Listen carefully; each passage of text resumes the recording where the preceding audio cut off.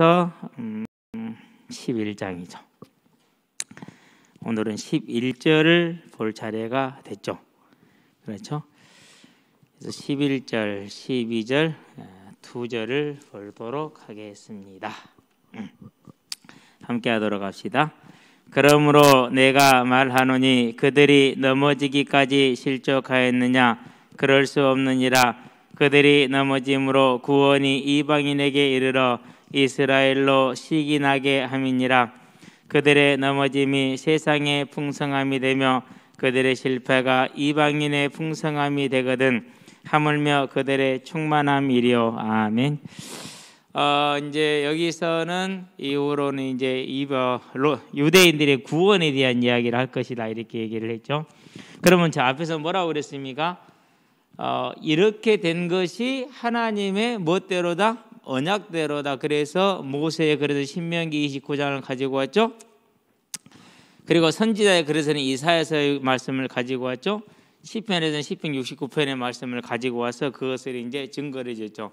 그러니까 구약 전체에 모든 말씀을 통해서 하나님은 계속해서 그것을 얘기를 하신 얘기다. 그와 같이 됐기 때문에 언약의 백성은 반드시 뭐 할 것이다? 버림받지 않고 구원을 받게 될 것이다라는 준비를 1절부터 10절까지 했어요. 이제 그럼 11절부터는 이제 그 이야기를 하는데 11절 전반부에 보니까 그러므로 내가 말하니 그들이 넘어지기까지 실족하였느냐. 여기에 대한 해석은 다양하게 존재를 해요. 세번역이라는 성경에 보면은 이스라엘이 넘어져서 멸망에 빠지고 말았습니까? 라고 하죠. 현대인의 성경에서는 이스라엘이 넘어져서 영영 패망하였습니까? 쉬운 성경은 이스라엘이 걸려 넘어져서 완전히 망하고 말았습니까? 공동번역에서는 이스라엘이 걸려 넘어져서 완전히 패망하고 말았다고 할 수 있겠습니까? 라고 이렇게 이제 번역을 했어요. 자, 그 말은 이제 저와 여러분들이 뭘 말하는 거죠? 반론을 말하기 위한 준비를 하는 것이 되겠죠. 자, 그래서 이제 보도록 합니다. 11절이죠. 넘어지다. 무슨 말입니까? 다른 말이 아니라 로마서에 보니까 9장 31절 32절에 뭐라고 표현했어요? 30절에서 32절이죠. 뭐해서 이렇게 됐다고요? 안 믿어서 불신앙이다. 이렇게 얘기를 하죠.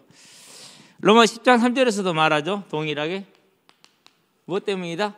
불신앙 때문이다 라고 얘기를 하죠. 그래서 넘어진 것은 예수를 믿어서 죄 사함을 받고 의를 얻는다는 이 사실을 뭐하지 않는 거요? 믿지 않는 것, 그 대신에 자기 의를 내세우는 것을 넘어졌다라고 이해를 하면 되죠. 자, 그러면서 이제 하는 얘기 보니까 자, 그들이 넘어지기까지 실족하였느냐? 그럴 수 없느니라라고 얘기를 하죠.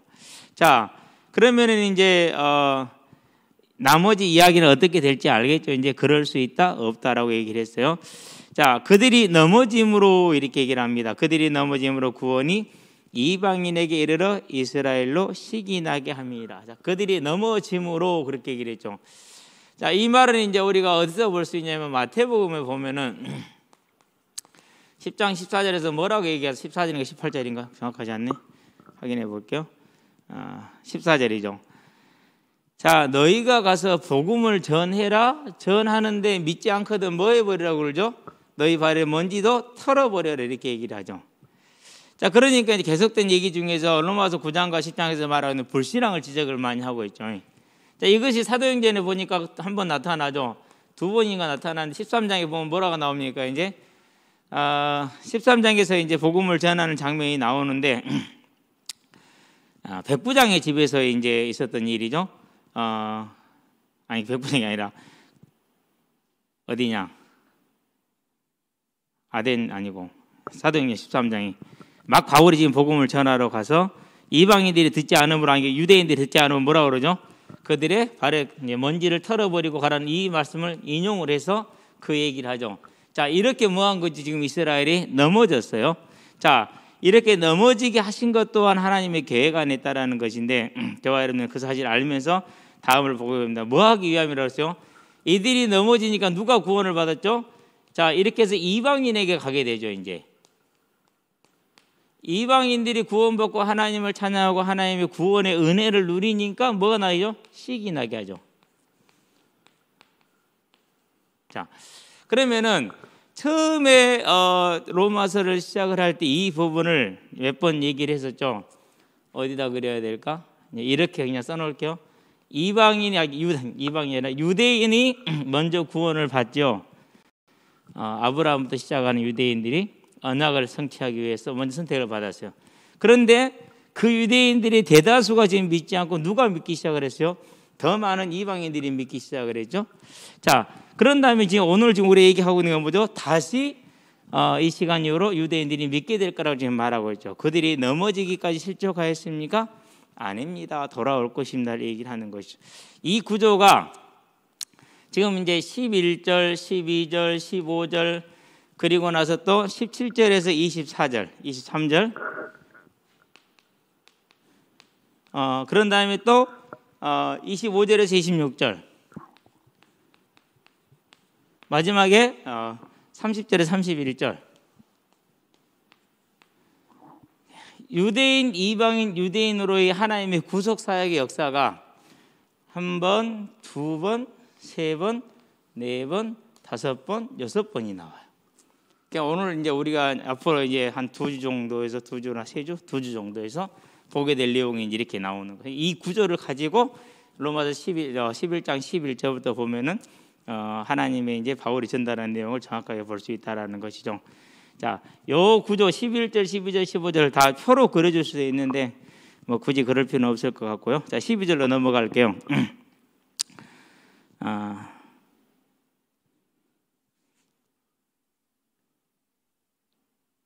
제대로 나와도 될 것 같아요.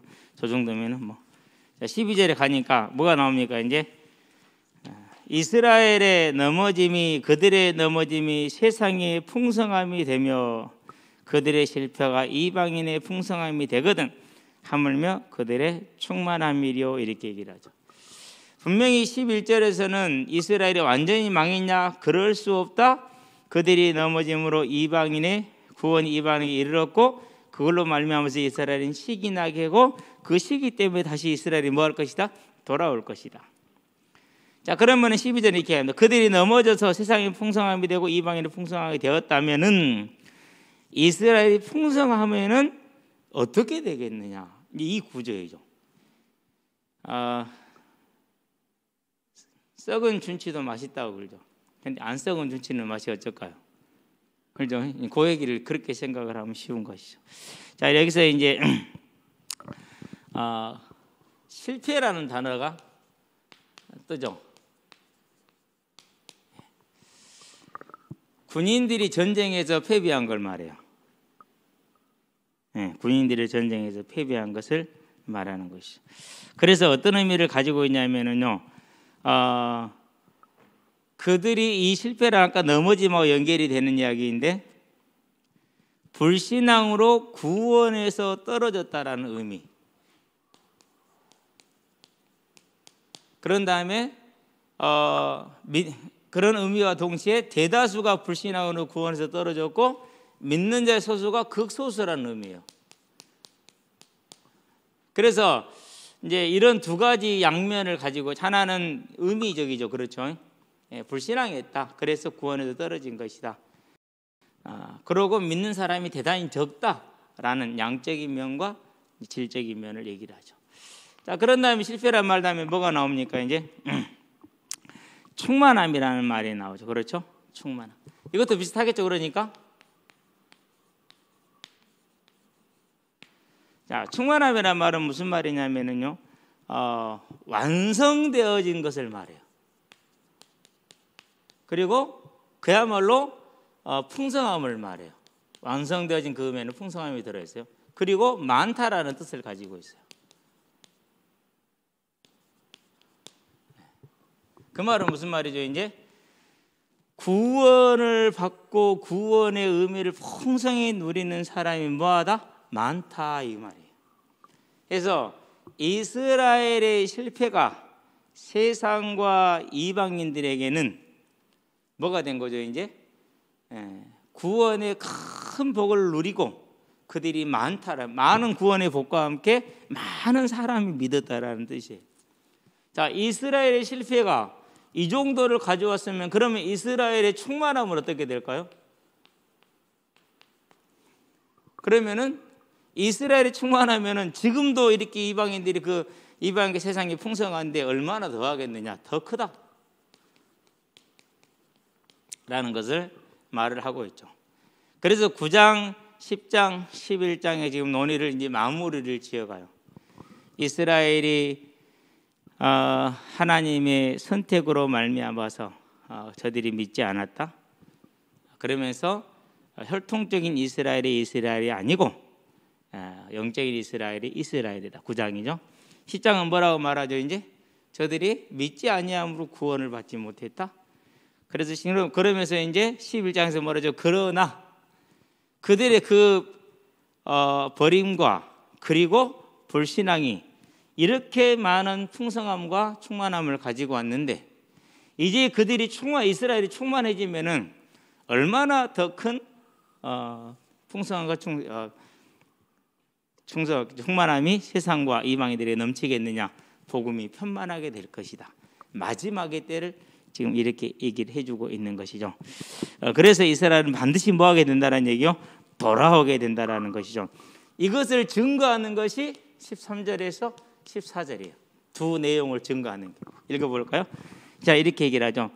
내가 이방인이 너희에게 말하노라. 내가 이방인의 사도인 만큼 내 직분을 영광스럽게 여기느니 이는 혹 내 고륙을 아무쪼록 시기하게 하여 그들 중에서 얼마를 구원하려 함이라. 자신을 뭐로 서가야죠? 이방인의 사도이죠. 자, 그러면 이방인의 사도로 부름을 받았는데 사도행전에 보니까 9장 15절에서 16절에 하나님이 바울을 향한 계획을 말씀하셨죠. 이방인과 임금들과 유대인들을 향해 택한 나의 그릇이다 이렇게죠. 그 하나님의 부름을 받은 이방인의 사도인데 두 내용으로 보았었을 때 뭘 말하는 거죠? 자기는 지금 이 하나님의 뜻을 뭐하고 있다는 거? 촉진하는 역할을 하고 있다. 그걸 뭐로 삼은 거요? 증거로 삼은 거예요. 자기 자신을 이 하나님의 뜻의 증거로 삼았어요. 13절 14절은 그렇게 이해하면은 쉽게 넘어갈 수가 있습니다. 자, 그런 다음에 이제 15절을 가야겠죠. 15절은 양이 조금 돼요. 뭐 그래도 쉽게 갈 수 있어요. 자, 15절을 갈게요. 그들을 버리는 것이 세상의 화목이 되거든. 자, 아까 저기 11절, 12절, 15절 그랬죠. 이방인, 유대인, 이방인, 유대인 이 구원에서 그것을 설명하고 있는 게 15절에 또 하고 있어요, 지금. 자, 그들을 버리는 것이 세상의 화목이 되거든. 그 받아들이는 것이 죽은 자 가운데서 살아나는 것이 아니면 무엇이리요? 그렇게 얘기했어요. 자, 그래서 15절. 자, 여기서는 버리는 것 그랬어요.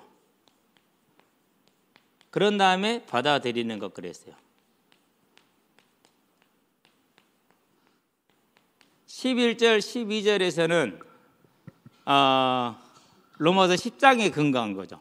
그들이 믿지 않았다. 그들의 넘어짐, 그들의 실패. 그건 이제 유대인들의 책임이 큰 거죠. 근데 여기서는 뭐였어요? 하나님이 버렸대. 로마서 9장에 그런 입장을 가지고 얘기하죠. 다시 하나님이 받아들이신데 하나님이 이제 때가 되면 부르시겠다라는 거죠. 뭐가 강조됐어요? 11절, 12절에서는 유대인의 책임이 강조됐죠.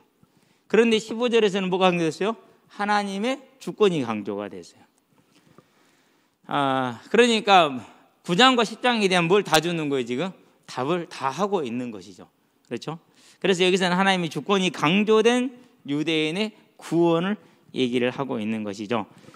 자, 그러면 이제 버리는 것이라는 말에 대한 이제 우리가 해석을 좀 이제 두 가지 정도로 해요. 유대인의 실패나 넘어짐으로 연결해서 해석을 해요. 근데 지금 내용상, 흐름상 그거보다는 뭐죠? 이 받아들이는 것으로 보았었을 때는 유대인의 실패와 넘어짐보다 하나님의 선택적인 것으로 해석을 하는 것이 맞겠죠. 그래서 그런 여러 가지 해석, 두 가지 해석 중에서 후자가 더 하나님이 선택적으로 보는 것이 알맞다라는 것을 기억을 하면 더 낫겠고, 자 그러면서 세상의 화목이라는 것은 하나님과 세상의 화목을 말하는 거죠. 에베소서 2장 13절에 베드로전서 2장 10절에 전에는 너희가 백성이 아니더니 이제는 백성이 되었고 전에는 궁유를 얻지 못하니 이제는 궁유를 얻었다, 이런 얘기를 하고 있잖아요. 물론 에베소 2장 13절에서도 동일한 얘기를 하고 있죠. 너희가 전에는 뭐 했더라? 하나님의 모르는 멀리 있는 족속이었다. 이제는 전에 멀리 있던 너희가 그리스도 예수 안에서 그리스도의 피로 가까워졌다, 이렇게 얘기를 하죠. 그러니까 세상의 화목이 됐다는 건 하나님과 세상의 화목이 돼서 뭐가요? 하나님께서 유대인을 뭐 하심으로? 버리심으로 이제는 세상과 하나님이 화목하게 됐다, 이렇게 얘기를 하죠. 자 그러면서 뭘 말합니까? 이제 이 부분은 상당히 좀 해석이 다양하게 필요해요.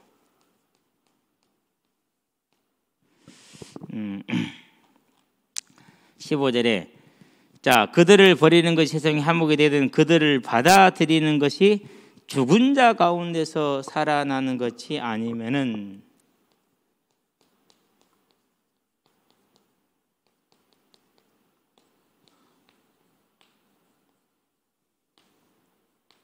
무엇이겠느냐, 이렇게 얘기를 하죠. 자 그러면은 이제 우리가 하나 이렇게 정리를 해서 이 해석을 하기 위해서는 잘 정리를 한번 해봐야 돼. 그러면은 조금 더 의미를 찾을 수가 있어요. 자 11절, 12절, 15절. 자 11절에서는 뭘 얘기를 했죠? 유대인의 넘어짐을 얘기를 했죠. 그렇죠? 여기서는 뭘 얘기를 했죠? 실패를 얘기를 했죠. 여기서는 버림을 얘기했죠. 그렇죠. 그래 놓고 나서 12절에서는 자 11절 그 다음에는 유대인이 넘어지니까 이방인이 뭘 얻었어요? 구원을 얻었죠. 유대인, 이방인. 세상이 그리고 유대인이 충만함을 받았죠. 그렇죠? 그리고 여기는 뭘 받았어요? 이제 이스라엘은 넘어짐으로 인해서 버림으로 해서 화목하게 됐죠. 자 그러면 다시 이제 유대인이 나와야겠죠. 그렇죠? 유대인은 뭐 하겠죠? 시기하겠죠. 시기해서 뭐 하겠다? 구원에 돌아오게 하겠다는 뜻이겠죠. 자 그런데 여기서는 뭘 얘기했어요? 그러면 그들이 충만하게 되면 어떻게 되겠느냐라는 질문을 통해서 유대인의 충만은 온 세계의 모든 이들에게 복음이 증거되는, 이방이 다 돌아올 수 있는 훨씬 큰 역사가 될 수 있다라는 그 가능성을 제기했죠. 그래 놓고 나서 여기서는 뭐였어요? 이제 여기서는 만약에 받아들이면 어떻게 되겠느냐, 그렇죠? 그러면서 여기서는 아무 말 안 했어요. 그냥 남겨뒀어요. 이렇게. 그렇죠? 결과에 대한 얘기죠. 결과에 대한 부분을. 여기는 결과라 쓸게요. 근데 아무것도 안 했다가 여기서는 뭐라고 했어요? 죽은 자 가운데서 살아나는 것이 아니면 무엇이냐, 즉 부활과 관련된 얘기를 했어요. 이렇게 얘기를 했어요. 자, 그래서 그러면 이 말이 뭔 말이 되겠느냐라는 것을 생각을 해볼 필요가 있어요. 자, 죽은 자 가운데서 살아나는 것은 반드시 분명한 게 뭐죠? 분명한 것은 부활을 말하고 있다는 것을 얘기하죠. 그럼 부활은 두 가지 의미가 있어요. 하나는 뭘 뜻한다고 그랬어요? 예수님이 그리스도라는 확증이라고 그랬죠. 그래서 성도가 뭐 한다라는 거죠? 그와 같이 부활할 거는 구원의 목적이에요. 그래서 성경의 궁극적인 방향과 하나님의 궁극적인 방향과 목표는 완성은 어디에 있는 거죠? 부활에 있는 거예요. 그러면 가장 교회가 강조해야 될 게 뭐죠? 그게 부활이에요. 그렇죠? 네. 두 번째, 이 궁극적인 하나님의 목적은 뭘 뜻합니까? 최종 승리를 뜻해요. 최종 승리를 뜻하는 거예요. 자, 고린도전서에 보니까 15장 26절에 마지막에 멸망할 자는 원수인이라 그랬죠. 누가 마지막이요? 우리가 부활의 때 완전히 멸망하게 될 게 누구예요? 사단이에요. 더 이상 이제 성도를 뭐 할 수 없어요? 미혹할 수 없고 유혹할 수 없게 되는 거예요. 세상에서 불신자를 향해서 더 이상 행사할 권리가 아무 곳에도 없어. 오직 뭐 말했어? 이제 지옥 형벌만 남아 있는 것이죠. 그러니 얼마나 미치게 광분하겠어요, 그렇죠? 예. 그래서 죽은 자 가운데서 살아나는 것이, 즉 유대인을 받아들이게 되면은 죽은 자 가운데서 살아나는 것이 아니면 무엇이겠느냐라고 얘기를 했어요. 유대인을 선택했어요. 그런 다음에 유대인을 버렸어요. 그랬더니 세상에 살아났어요. 그런데 유대인을 받아들였어요. 버려도 이만큼 살아났으면 받아들이면은 얼마나 더 하겠냐는 얘기인데, 그게 죽은 자 가운데 살아나는 것이 아니면 무엇이겠냐 이렇게 얘기를 하는 거예요. 자, 그러면 왜 여기서 이 부활을 가지고 요 지금 설명을 할까요? 이 구조를 같이 놓고 생각을 해봐야 되거든요.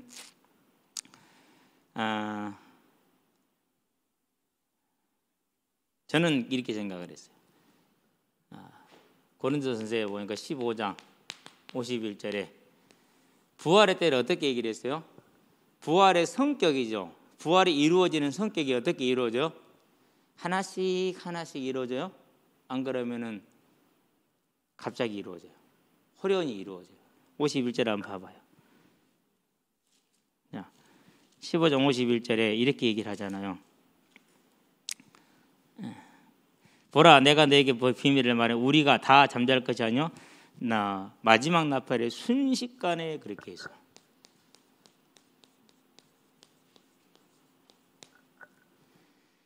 유대인들이 받아들여지는 그 시간에 복음이 땅 끝까지 이르는, 그것을 굳이 부활이라고 정의를 한 이유가 복음이 땅 끝까지 증가되는 게 어떻다라는 거예요. 지금처럼 어느 천년에 이러고 있는 게 아니라는 거예요.